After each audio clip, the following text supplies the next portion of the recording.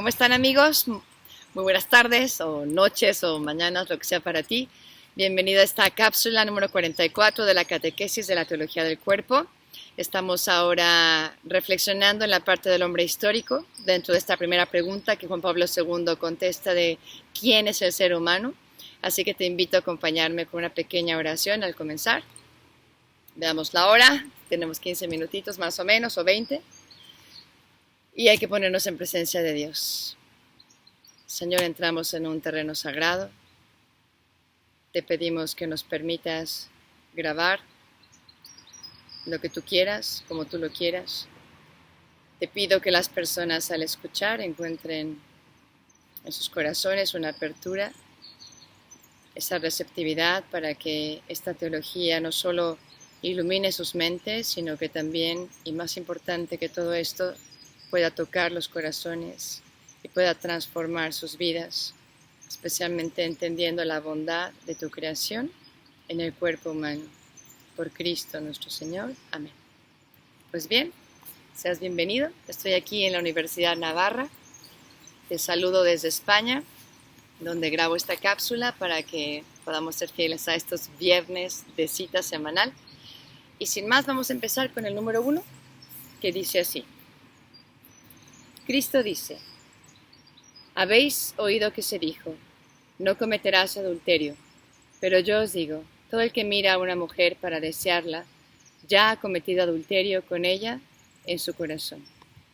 Nuevamente, Mateo 5, continuamos en esta reflexión del hombre histórico, dentro de esta antropología adecuada, en la que Juan Pablo II está tratando de contestar la gran pregunta de quién es el ser humano, y nos encontramos en este ser humano que está aprendiendo a amar. Y para aprender a amar, pues tenemos que entender las dinámicas de la concupiscencia, de lo que es pecado, de lo que es propio del ser humano, de nuestra llamada al amor.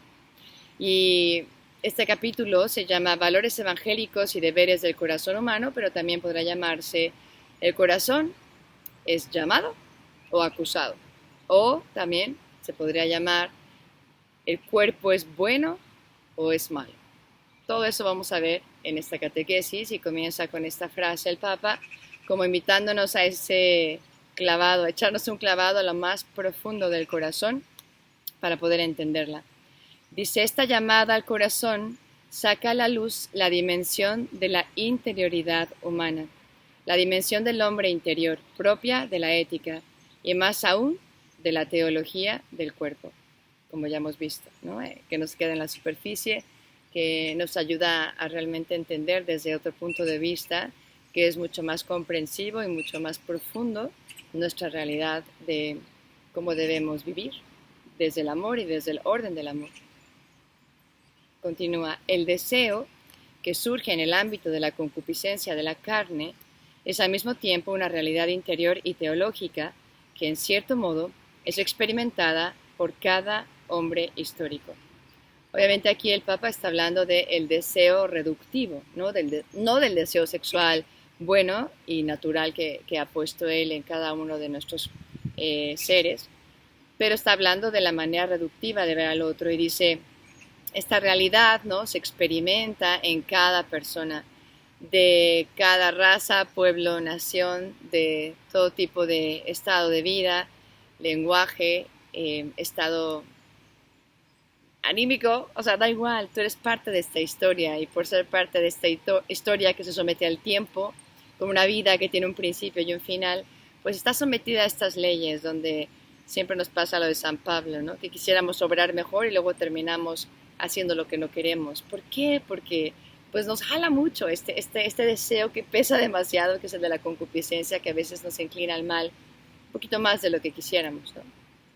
Dices, precisamente este hombre, incluso si no conoce las palabras de Cristo, es decir, todos, ¿verdad? Nos planteamos continuamente la pregunta sobre el propio corazón. Y ya hemos explicado en estas catequesis que el corazón se refiere a lo más profundo del hombre. No estamos hablando de sentimentalismos, ¿no? O de la parte suave, así, del hombre más como romanticona. No, estamos hablando del hombre mismo y lo más profundo de su ser cuando decimos corazón. Las palabras de Cristo hacen particularmente explícita esta pregunta al corazón.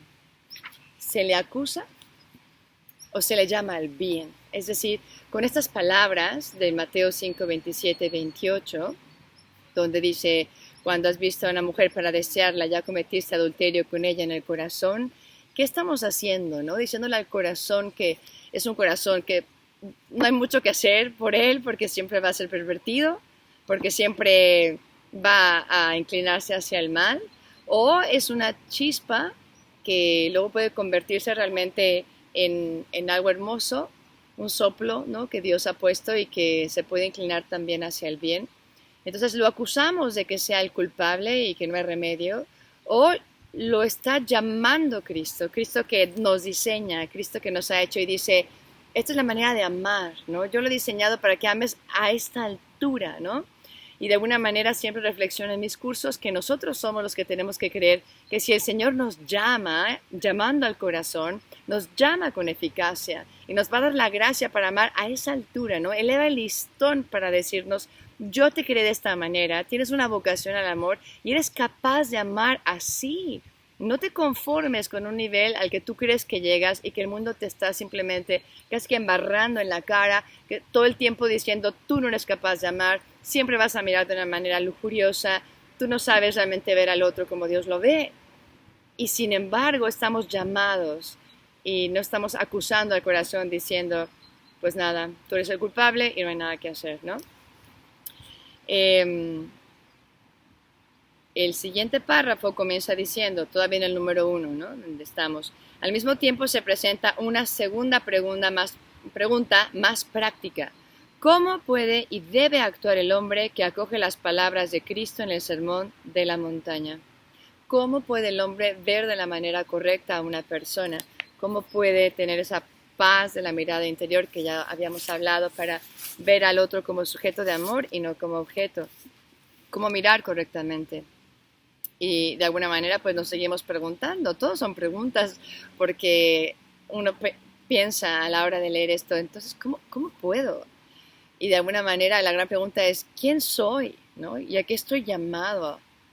Porque si yo contesto quién soy y empiezo a encontrar la altísima dignidad del ser humano, voy encontrando entonces que lo que corresponde a este ser humano, hecho imagen y semejanza de Dios, también está llamada al amor y a mirar de esta manera, porque Dios no está apelando a un corazón que sea de un animal o de una planta, sino al ser más perfecto que Él ha creado y a quien Él ha dotado de esta capacidad de amar antes de que tú mismo quieras amar.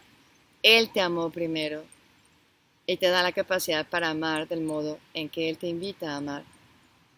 Y, pues claro, la otra pregunta es el etos, ¿no? ¿Qué es lo propio? ¿Qué es lo propio? ¿Qué es el etos de la persona humana? ¿Qué sería lo propio de esta persona que Dios ha creado de esta manera, ¿no? ¿Cómo es que yo debo de vivir? Bien, pasamos al 2 y hacia el final de esta división dice, estas preguntas son significativas para la praxis humana e indican un vínculo orgánico de la praxis misma con el etos. La moral viva es siempre etos de la praxis humana.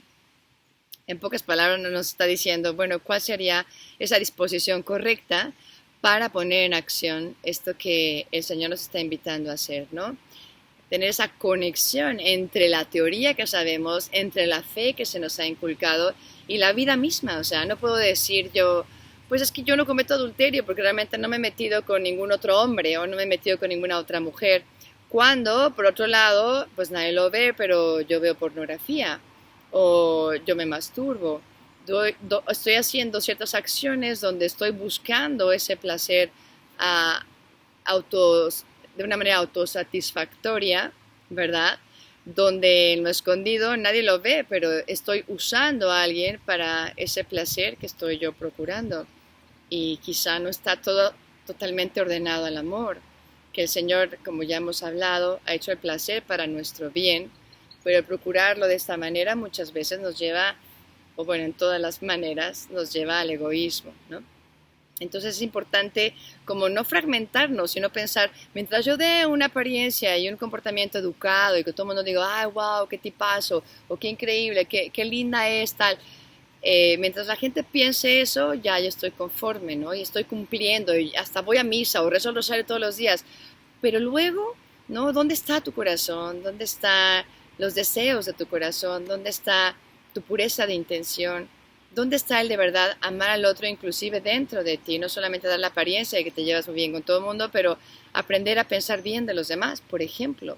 Es una conexión muy concreta que hay que lograr para no divorciarnos y como fragmentarnos pensando, bueno, esto es una acción y si no la hago ya estoy bien. No, el Señor dice, hay una importancia grandísima de los pensamientos y desde el pensamiento luego llegamos a la acción. Entonces no es indiferente tampoco lo que pensamos y lo que nadie ve más que el Señor, sino pues eso donde tú y la conciencia, tú y el Señor ven, que pudiéramos decirle al Señor lo que ya hemos repetido en las cápsulas, Señor, purifica mi corazón, Señor, ayúdame, conviérteme desde dentro, ¿no? Yo no quiero pecar, pero ahí ayúdame para que de verdad este deseo de amar según tu voluntad se realice en mí.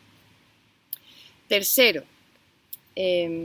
vámonos a la mitad más o menos de esta sección y dice, hay una compenetración del ethos y de la praxis. Aquí viven su vida propia los principios concretos, ¿no? Cada uno es importante, cada uno es un sujeto de moralidad, o sea, soy yo que soy responsable de lo que pienso y de cómo actúo y nadie más. Cuando lleguemos al cielo siempre digo en mis cursos de matrimoniales, no voy a decirle al Señor cuando llegue mi juicio final, Señor, es que de verdad no llegué a ser santo porque, bueno, la mujer que me pusiste por esposa, o es que, Señor, me hubieras dado otro marido, de verdad, entonces, ¿verdad? O el consagrado que pueda llegar y decir, Señor, seguro que en otra comunidad yo hubiera sido un santazo, ¿no? Cuando precisamente con ese esposo, con esa comunidad o esa esposa, es donde el Señor quería que te santificaras, donde hubiera instancias, ¿verdad?, para que tú respondieras personalmente a estos retos del amor que el Señor nos está invitando en estas catequesis. Y más adelante dice, los hombres concretos somos autores y sujetos directos de la moral real, como coautores de su historia, de los que depende también el nivel de la moral misma, su progreso o su decadencia, ¿no? De mí depende el poder ver al otro realmente como un sujeto de amor o como un objeto personal que yo uso para mi utilidad, ¿no? Que es muy fuerte. Entonces hay que pedirle al Señor que de verdad modele nuestro corazón, pero también hay que hacerlo con esperanza, como dice aquí Juan Pablo II cuando termina diciendo, en todo esto se reafirma por todas partes y siempre ese hombre histórico al que Cristo habló en una ocasión, anunciándole la buena nueva evangélica mediante el sermón de la montaña. Mediante las palabras de Mateo 5 que hemos estado reflexionando, el Señor nos está invitando a la esperanza y nos está diciendo, aunque experimentemos esta concupiscencia, aunque sea más fácil llegar al mal, yo te he dado la gracia para que puedas ser un hombre nuevo y yo hago nuevas todas las cosas y la redención de verdad te ayuda siempre a volver a empezar. Vivimos en un mundo hipersexualizado. Es rarísimo encontrar a alguien que no haya caído en alguno de estos campos de los que estamos hablando de la sexualidad y, bueno, mucho más amplio todo el tema del amor y aprender a amar. Todos somos hombres caídos, pero no nos vamos a quedar ahí. La última palabra la tiene la gracia y es la redención la que nos da la esperanza en este momento de la catequesis para que no nos quedemos con un sabor de boca del hombre histórico como diciendo, esa parte donde hablamos solo del pecado y es terrible y caemos y la concupiscencia, sino decir, sí, pero Cristo ya ha vencido a la muerte. Cristo ha vencido al pecado y nos ha ganado la gracia a ti y a mí para poder lograr ser santos, para poder lograr amar, para poder lograr vivir las cosas en este orden santo del amor. Bien, y al final del 4 dice, la historia de Letos fluye en un cauce multiforme, ¿no? Muchas expresiones de cómo vivir lo propio de esta historia de la persona humana. Pero dice también, pasa del polo del pesimismo al polo del optimismo, de la severidad puritana al permisivismo contemporáneo. No es como contemporáneo. Es como un péndulo, ¿no? Que por un lado en esta sociedad, no, el cuerpo es malo y entonces todo lo que se refiere al cuerpo es malo. O por otro lado estamos en el péndulo que nos lleva a, pues nada es malo, todo se vale, nada es pecado, compórtate como tú quieras y al final terminas siendo esclavo de tus pasiones y utilizando a los demás para procurar tus propios fines y terminando un poco frustrado porque no fuiste creado para eso, fuiste creado para amar, no fuiste creado para ese egocentrismo que al final te deja con un vacío existencial terrible, que no se lo deseamos a nadie, todos hemos estado ahí, pero siempre hay esperanza y siempre podemos salir de ahí para poder vivir la vida como Dios lo ha pensado. Y por último, ya en el quinto, pues el Papa aterriza uno de nuestros grandes enemigos e influencias de la mentalidad moderna de la que estamos pues salpicados, y habla del maniqueísmo, ¿no? Como esta ideología que se enfocaba más en el pesimismo, en el carácter como negativo, acusador del cuerpo como algo malo, que te procura algo que no viene para tu bien, ¿no? No te eleva, no te lleva a Dios, ¿no? Casi que esta tendencia maniqueísta hacia pensar que, bueno, sí, por ejemplo, hay que pues tener el acto sexual porque hay que tener hijos, pero hagámoslo rápido porque no es lo más elevado y santo del hombre. Y el Papa dice, no hay que pedir perdón por el cuerpo, o sea, nuestra religión realmente tiene mucho de corporal, y sobre todo cuando uno piensa no solo que somos un cuerpo creado a imagen y semejanza de Dios, sino que Dios mismo decidió encarnarse y tomar un cuerpo sobre sí. Con la encarnación, dice el Papa Juan Pablo II, el cuerpo entra por la gran puerta de la teología.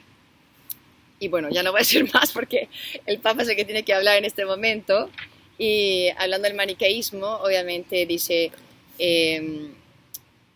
sobre eso que puede llamarse la resonancia de estas palabras en la historia del pensamiento humano y de la valoración del ethos. La resonancia, es decir, el eco, es siempre una transformación de la voz y de las palabras que la voz expresa. Sabemos que la experiencia que esta transformación está, a veces, llena de un misterioso encanto. Está hablando de cómo el hombre siempre está llamado a la bondad, la verdad, la belleza. Hay un eco de todas las experiencias originarias de las que ya hemos hablado, que son tan buenas y que las anhelamos con una nostalgia sagrada. Y es este misterioso encanto de decir, yo quiero vivir, aprender a vivir en esa comunión de amor y quiero aprender a amar. Pero, claro, está la influencia de muchas ideologías y entre ellas este maniqueísmo, donde dice, en el caso en cuestión, lo que ha sucedido es contrario a esto que Dios ha diseñado y que ya hemos escrito hace unos momentos. A las palabras de Cristo más bien se les ha quitado su sencillez y profundidad y se les ha conferido un significado lejano al expresado en ellas, un significado que incluso contrasta con ellas, como que se interpreta, bueno, pues si Cristo está tan exigente, entonces ya, no podemos ni mirar, o toda mujer va a ser ocasión de pecado, o todo lo que yo haga es malo porque el cuerpo está involucrado, más vale que sí, que ni lo intentemos porque en el fondo siempre hay una intención lujuriosa y es como una manera de interpretar bastante errónea. No, o sea, Cristo no quiso decir eso y reduccionista a mi manera de ver, ¿no? Porque está como un ataque frontal al cuerpo en ese sentido y el enemigo está feliz, o sea, el enemigo de nuestras almas está feliz de que así lo veamos porque él odia el cuerpo y odia nuestra espiritualidad encarnada y odia que Cristo se haya encarnado para redimirnos. Y está feliz de que este sea un camino que se le abre a él para su actuación.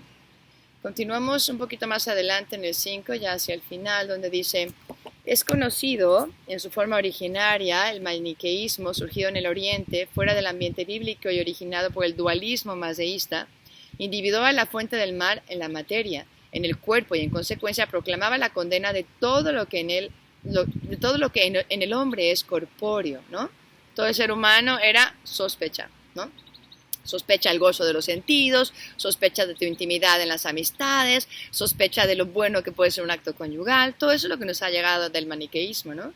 Y finalmente en el 6 dice, también hacia el final, también en este caso la interpretación maniquea tiende a la condena del cuerpo como fuente real del mal, dado que en él, según el maniqueísmo, se esconde y juntamente se manifiesta el principio ontológico del mal.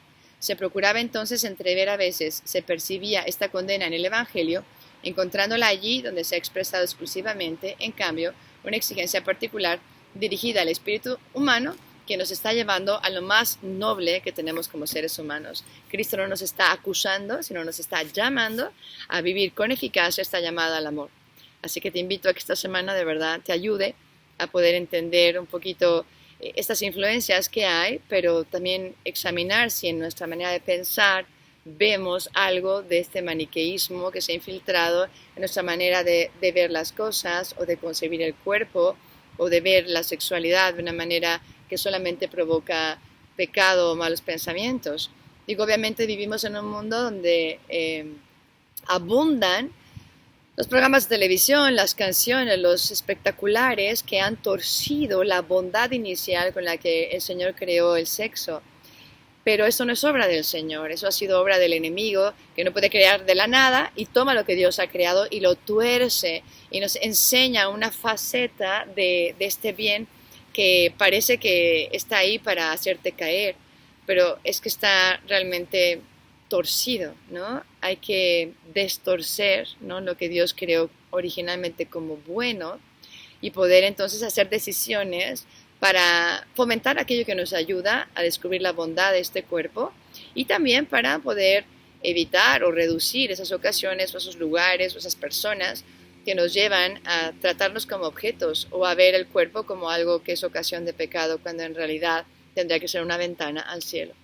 Pues que Dios te bendiga, que tengas una gran semana. Saluditos y ya nos vemos en Roma. Ahí estaré la siguiente semana. Bye bye.